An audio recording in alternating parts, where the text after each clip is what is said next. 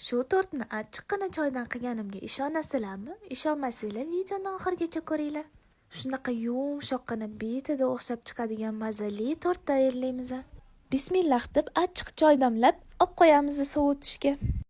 3 ta tuxumimizni yaxshilab oppoq ko'pik bo'lgungacha mikser qilib olib, shakarimizni solib yana aralashtirib olamiz. Ketidan choy, yog', mizaga razrixlichili solib elab olamiz. Qoshiqda aralashtirib olib, kakao solib yana aralashtirib olamiz. Shunaqa однородный massa hosil bo'lishi kerak. Qolipimizga falga o'rab, massani solib pishirishga jo'natamiz.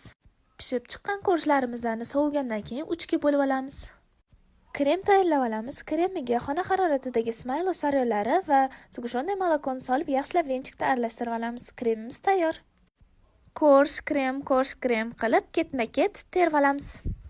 Ustini xohishga qarab bezatamiz. Men ichidan kroshka olib qolgandim. Kroshkalarni chetlari bilan yopib chiqib, o'rtasiga ganash qildim. Shunaqa mazali tortimiz tayyor bo'ldi. Yoqimli ishda albatta tayyorlab ko'ring. Retsept yoqqan bo'lsa like bosishni unutmang.